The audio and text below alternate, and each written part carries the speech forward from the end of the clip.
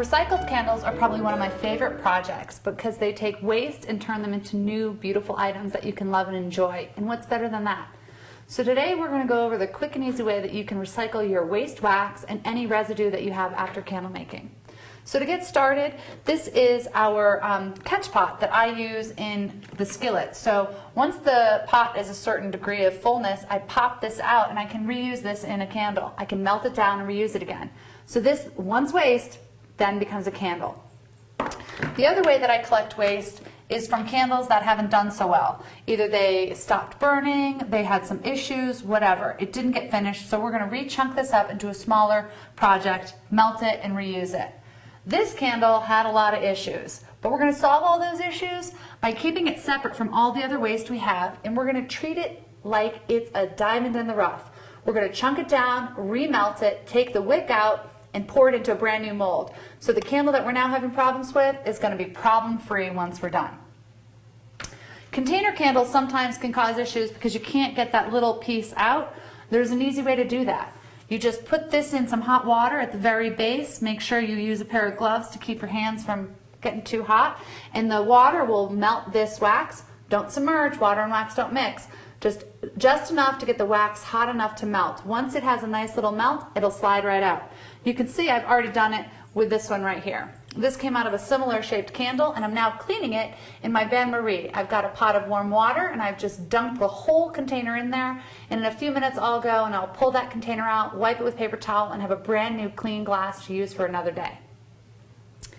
So to chunk down our candles, this is probably the most challenging part of the project. Probably the most dangerous and the one that kids seem to love the most. Here we go with the danger and fun. I need a hammer and a putty knife. I'm going to place my putty knife on my chunk candle and I'm going to hammer.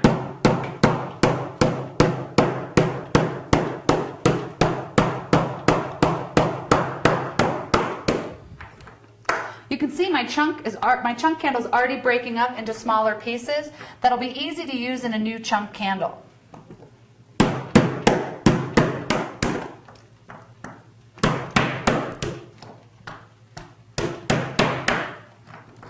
Remember, in chunk candles, you can use pieces as large as you'd like, but nothing smaller than a sugar cube. So I'm going to use some of these larger pieces in my candle, but I'm going to leave all the shavings and crumbs on the table. That I would put in a pour pot, melt down, and use as the pour over.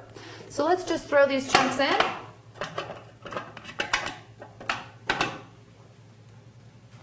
Remember to find the wick. I almost forgot. And there's the wick. You don't want to put another wick in a new candle, so make sure you find your wick and pull it out. So in our bain-marie, we've got a pour pot that I preloaded with some chunks, and I've given them some time to melt and get all nice and warm.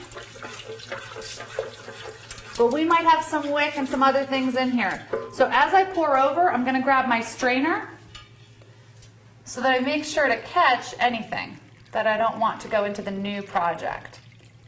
Pretty good.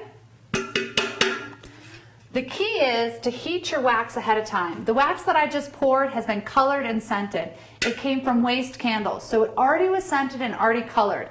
If you want to control the color, then make sure you collect recycled candles or waste candles and group them in their color so that you can preserve your pinks and your blues. Otherwise, when you blend them together, it's almost always brown, green, or black. So here we go. We're going to pour a single pour candle with recycled wax.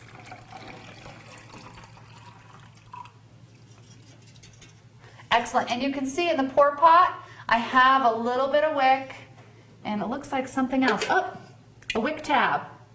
So I'm really lucky that I used my strainer and prevented that from getting into the new project, because that would have been a bummer. So we're going to do just like we do with all the other chunk candles and pillar candles we make. The chunk candle is going to cool for about 30 minutes, and then we'll put it in a cool bath to speed that cooling system up. In our single pour candle, in about 30 minutes, we're going to start punching, and we'll punch every 2 hours after that. And when it's fully cooled in about 12 hours, we'll add the top. That'll finish that candle off.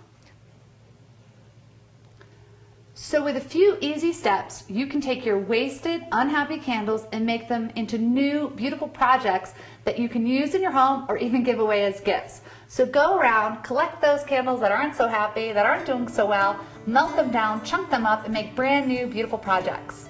They're ready and waiting. Get started.